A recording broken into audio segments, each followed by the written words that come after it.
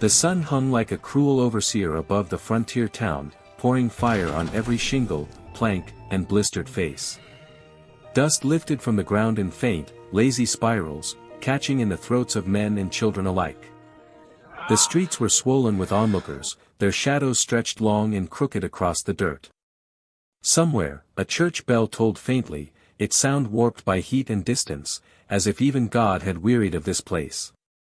On the wooden platform in the center of the yard stood a figure bound to a rough-hewn post. The crowd shifted, eyes narrowing, lips curling, the air weighted with their disdain. A crude sign swung overhead, its letters scrawled in charcoal, $5. Beneath it, the girl stood barefoot, her ankles roped, her wrists rubbed raw. Her headdress, once proud, now tilted like a wilted crown, her garments hung in tatters, neither able to shield her body nor the dignity that trembled beneath her silence.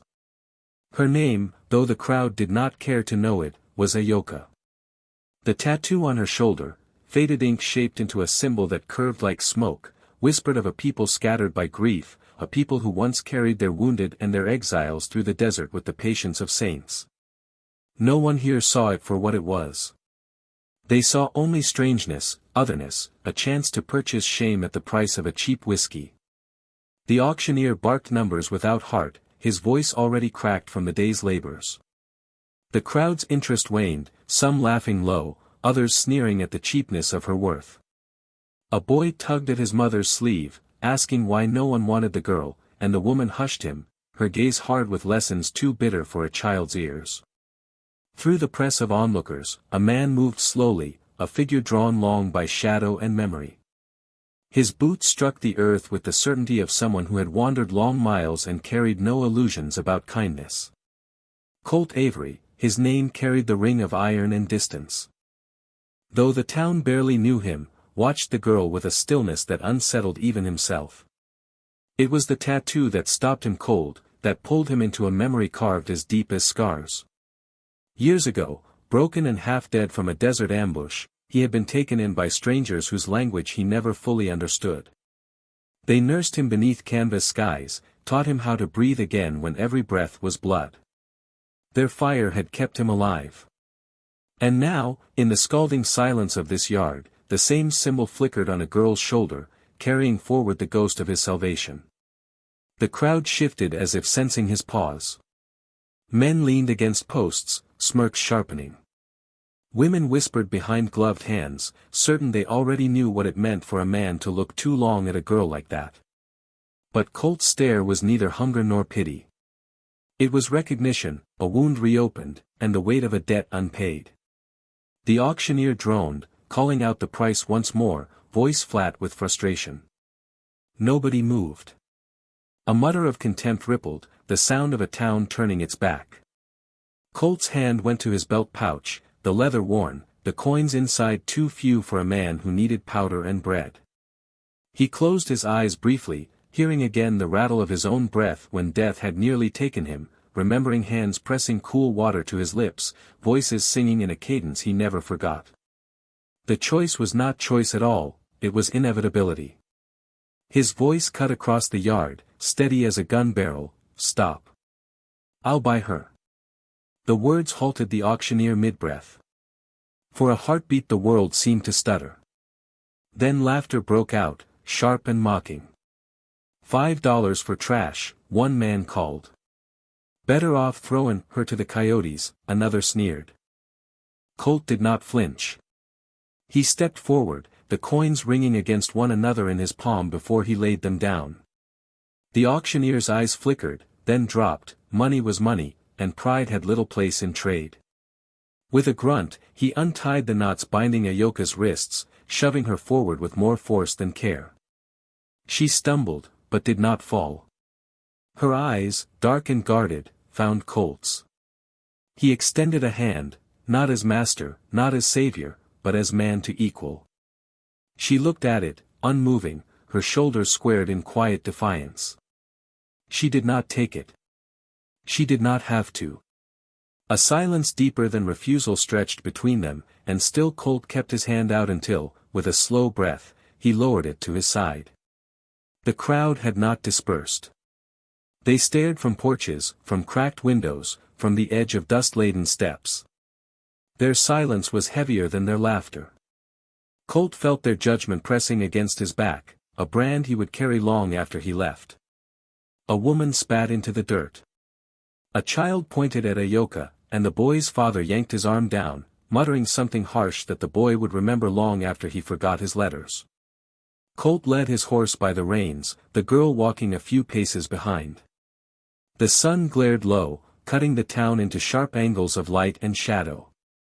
His throat burned, not from heat but from the shame that clung to him, not shame for her, but for all the eyes that had looked upon her as less than human. When the town's edge loomed and the last of the wooden buildings gave way to open dirt and sky, Colt finally spoke without turning. His voice was low, meant for her alone. "You don't know me, but once, your people saved my life. I reckon this makes us even." The silence that followed was not empty. It was a silence weighted with the testing of a man's truth, with the slow and measured glance of someone who had learned never to trust first. Ayoka said nothing, but her gaze lingered on him longer than before, her eyes unreadable yet unyielding. Behind them, the town settled back into its rhythm of cruelty, gossip, and heat. Ahead, the road stretched out, dust waiting to rise beneath their steps. The moment was fragile, suspended, like the hush before a storm. Then Colt stepped forward, the reins pulling gently. Ayoka followed, her silence carrying with it both resistance and the faint, almost imperceptible beginning of something else. The crowd's voices faded behind them, but their judgment hung in the air like smoke. Together, they walked out of town, a dust cloud swallowing their trail. And though nothing had yet been spoken that could mend or promise, something in the space between their footsteps hinted that the story had only begun.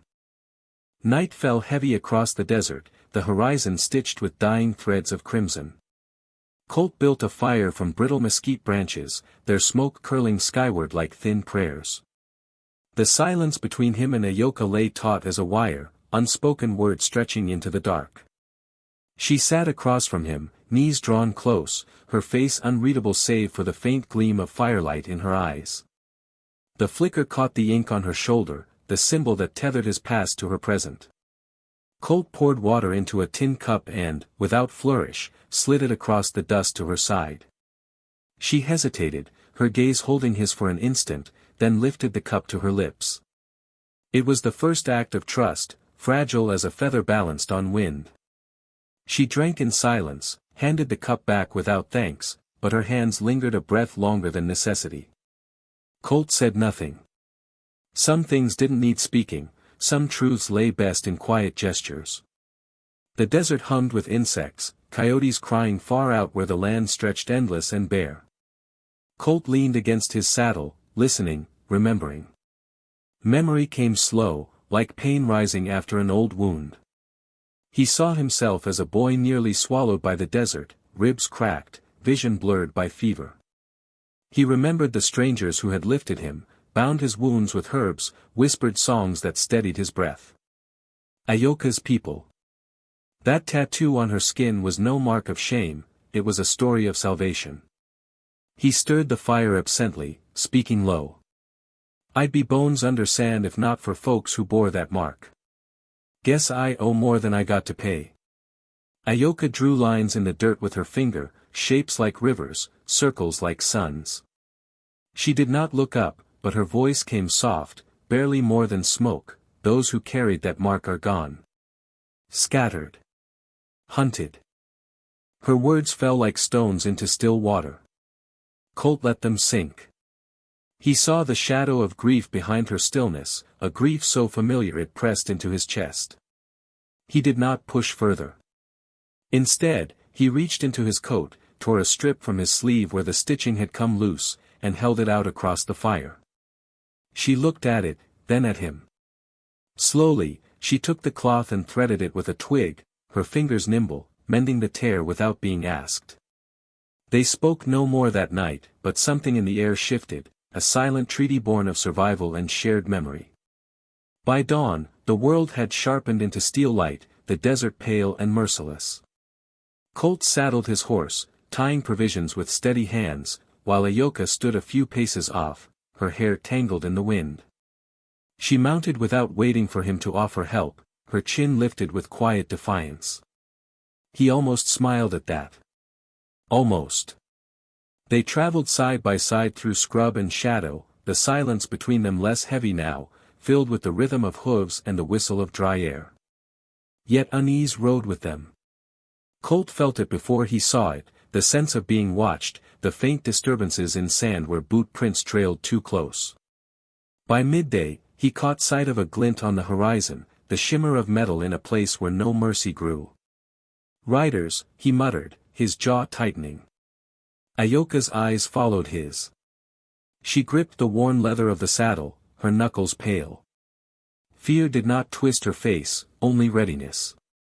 Colt found himself studying her calm, the way she carried herself despite the weight of everything taken from her. He drew his revolver, checked the cylinder, slid it back with a click that cracked the silence. The riders came at dusk. 3 men, lean with hunger and greed, their horses restless beneath them. They wore the look of scavengers who had followed gossip down the trail like wolves scenting blood. "Well now," one called, his teeth flashing. "Man spends coin on a girl no one else wanted. Seems to me he won himself a prize worth taking."